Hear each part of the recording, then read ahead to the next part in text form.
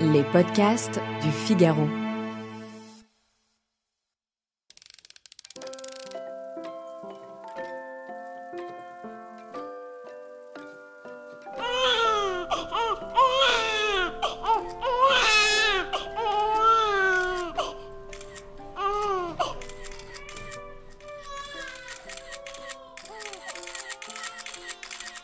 Quand j'étais petite, il y avait des enfants de mon âge qui étaient de vraies stars.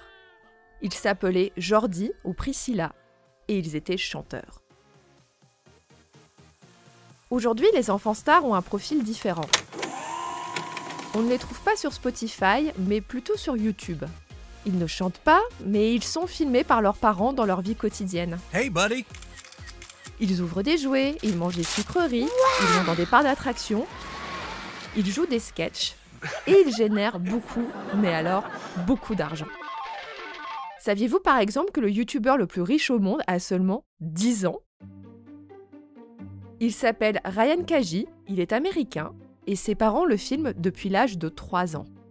Sa chaîne Ryan's World rapporte 30 millions de dollars par an grâce aux coupures publicitaires, mais surtout grâce aux placements produits signés avec de grandes marques du jouet et de l'alimentaire.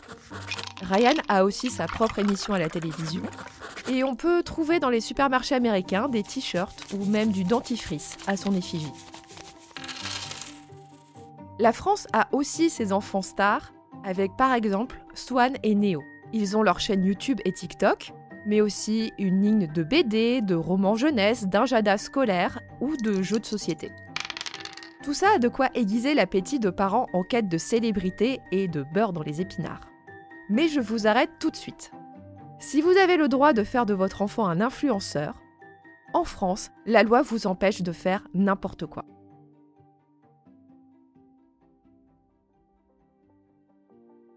Bienvenue dans Question Tech, le podcast du Figaro qui répond à vos interrogations sur les nouvelles technologies.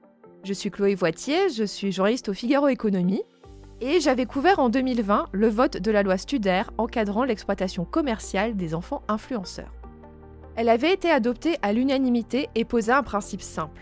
Être filmé pour une chaîne YouTube ou TikTok qui génère de l'argent, ce n'est pas un simple loisir familial. Cela implique des revenus bloqués, des horaires cadrés et une protection d'autant plus resserrée que l'on parle ici de personnes mineures.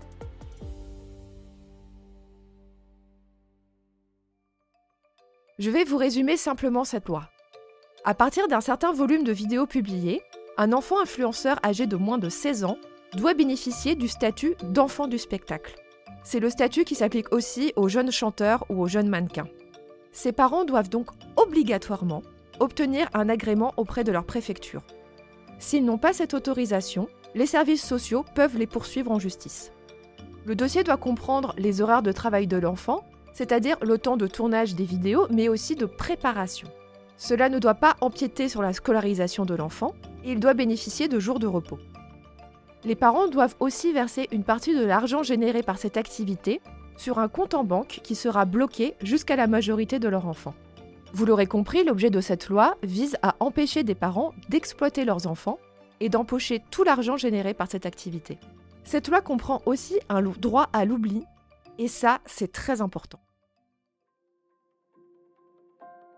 Cela veut dire qu'à partir de 18 ans, un ex-enfant influenceur peut demander à YouTube, Instagram ou TikTok de supprimer la chaîne qu'avaient créée ses parents ou bien de supprimer les vidéos qu'ils n'assument pas.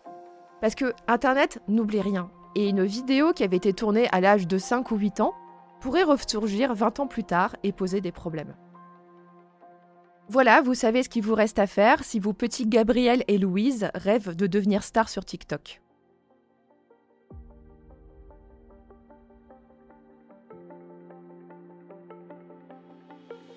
Cet épisode de Question Tech a été réalisé par Astrid Landon.